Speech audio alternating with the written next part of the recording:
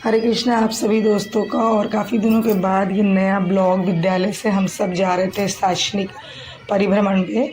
और ये विद्यालय का एक टास्क है समझिए। इसका हर साल इसकी एक राशि उपलब्ध कराई जाती है स्कूल को, और आपको मार्च क्लोज होते होते आपको ये टास्क ये ख़त्म कर लेना है काम को।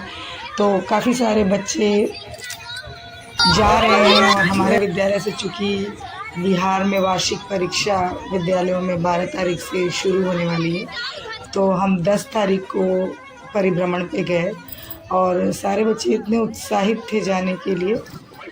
तो ये रास्ते में हमें कुछ टमटम मिले, अच्छा है, पॉल्यूशन रोकने के लिए ज़रूरत भी है इन सब की। और बच्चों ने अपना बहुत कुछ खाने पीने के लिए सामान लाया हुआ था, तो वो मज़े भी ले रहे थे, खा पी भी रहे थे। और इस तरह से हम पहुंच चुके थे पावापुरी। और बच्चों को ले जाना, उन्हें एक एक कर कर उतारना और उनकी देखभाल तो नहीं कह सकते, उनकी निगरानी ऐसे करनी है क्योंकि सारे बच्चे पहुँचे हुए हैं अलग अलग विद्यालयों से, और सबों का ड्रेस यूनिफॉर्म भी एक जैसा है। तो बहुत ही कन्फ्यूजन है, बच्चे मिक्सअप ना हो जाएं, क्योंकि बच्चे तो हमें पहचान लेंगे, हम भी बच्चों को पहचानते हैं, पर फिर भी ड्रेस एक जैसा होने की वजह से गुमने के तो चांसेस इनकी बहुत सुरक्षा होते हैं, हमारे इसीलिए प्राथमिकता है, हम इन्हीं के लिए आए हैं। तो हम चल पड़े थे अब जल मंदिर, जो जल के बीचों बीच बना हुआ है पावापुरी में। और ये प्रसिद्ध है जैन धर्म के 24वें तीर्थंकर महावीर स्वामी के निर्वाण स्थल के रूप में। कहते हैं कि 528 ईसा पूर्व महावीर स्वामी को यहाँ मोक्ष की प्राप्ति हुई थी। ये खूबसूरत सा मंदिर जो संगमरमर सफ़ेद संगमरमर से बना है, इसका निर्माण महावीर स्वामी के बड़े भाई, भगवान महावीर के बड़े भाई नंदीवर्धन ने करवाया था। फ़ोटो अलाउड नहीं था मित्रों, इसीलिए हमने फ़ोटो शूट कम किया है। ये मंदिर परिसर के बाहर की तस्वीरें हैं और ये हमारी यादों में रहेंगी। तो सीधे नालंदा आपको पता है विश्व धरोहर है हमारी, और न केवल भारत से बल्कि विदेशों से भी लोग इसे देखने आते हैं, इसके बारे में जानना चाहते हैं। नालंदा चूँकि बिहार का गौरव है दोस्तों, बिहार में कुछ ऐसी चीज़ें हैं हमारे पास जो गौरव का विषय हैं, इसीलिए एक बिहारी होना गर्व की बात हो सकती है। बिहार में ये दुनिया का सबसे प्राचीन और प्रमुख आवासीय विश्वविद्यालयों में से एक था, और इसकी स्थापना 5वीं शताब्दी में गुप्त वंश के शासक कुमारगुप्त प्रथम ने की थी। 12वीं शताब्दी तक विश्व भर में छात्र छात्राओं और भिक्षुओं का यह आकर्षण का केंद्र रहा, और 13वीं सदी के अंत में बहुत ही दुख से बताना पड़ता है आपको कि लगभग 1193 ईस्वी में तुर्क आक्रमणकारी बख्तियार खिलजी ने इसे नष्ट कर दिया था। लेकिन फिर भी ये बिहार की धरोहर है, और इसके रख रखाव में काफ़ी निगरानी के साथ इसका रख रखाव किया जाता है। और बच्चे जब इधर उधर घूम रहे थे, वहाँ इतनी सारी सिक्योरिटी थी कि बच्चों को मना किया था, फ्लावर्स नहीं तोड़ो, ईंटों को न छुओ।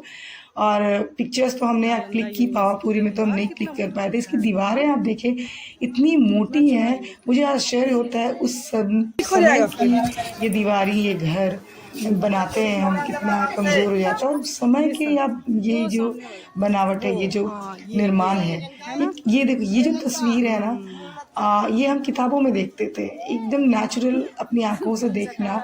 इसीलिए कहते हैं ना, वीडियोस जो होते हैं, ऑडियो विजुअल एड्स की मदद से आप बच्चों को पढ़ाएं।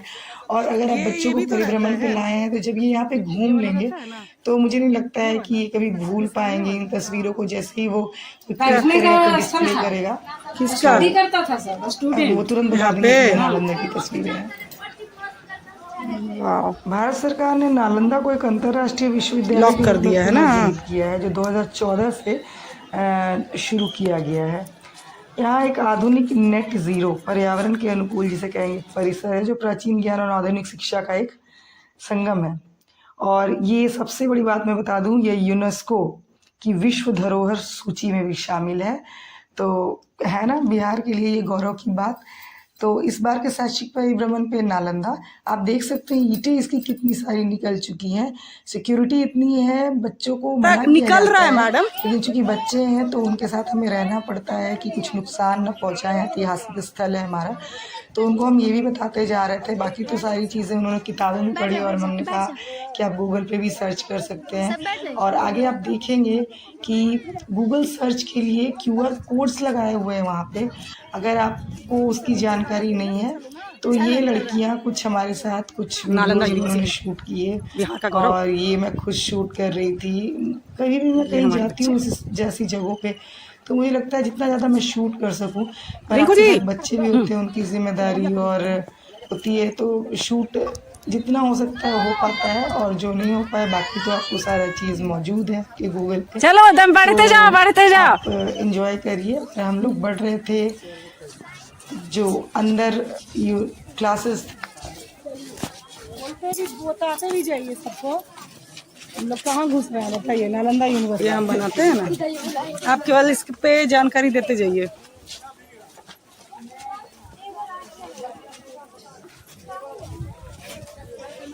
चलो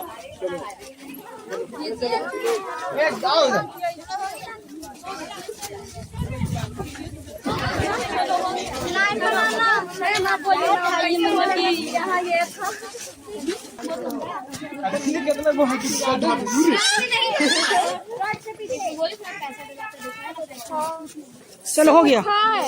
जहाँ पे चावल ये सब था वो जला हुआ था। बिल्कुल बिल्कुल डालेंगे। तुम फूल के पास बैठो, कितना का साइन लो। इस नालंदा विश्वविद्यालय को खंडहर के रूप में भारतीय पुरातत्व सर्वेक्षण द्वारा संरक्षित किया जा रहा है। इसका संरक्षण पुरातत्व विभाग के जिम्मे है और बिहार का चूंकि ये गौरव है तो इसका संरक्षण बहुत आवश्यक है। हम अपनी आने वाली पीढ़ियों को, भावी पीढ़ियों को ये दिखा पाएंगे अगर तो बहुत अच्छा होगा। तो अब बच्चों की काउंटिंग की हमें यहाँ से निकलना है और ज़रूरी भी है क्योंकि अगर एक भी बच्चा हमारा छूट गया। मूल खंडहर है वो, केवल ऊपर से देखिए। इन फूलों ने तो मंत्रमुग्ध कर दिया, इतने सुंदर फूल लग रहे बढ़िया आ रहे हैं कि मत पूछिए। हाँ नालंदा 6th सेंचुरी BC। हाँ नालंदा विश्वविद्यालय को बख्तियार खिलजी जलाया प्रथम विश्वविद्यालय है जहाँ पे देश विदेश के लोग शिक्षा प्राप्त करने के लिए आते थे। यहाँ हेनसांग, हर्षवर्धन, फिर उसके बाद चीन के जो थे वो सभी लोग पेमेंट के लिए है। पेमेंट के लिए नहीं है या नहीं, डिटेल्ड इन्फॉर्मेशन। हाँ स्कैन और QR code for detailed information. जो नहीं है उसको पता है हिंदी भी कीजिए, पढ़ सकते हैं, इंग्लिश में भी पढ़ सकते हैं आप। सारा डिटेल है मैडम, देखिए है सर, है ना। हाँ हाँ बहुत अच्छा है। ठीक है सर, ठीक किया है मतलब।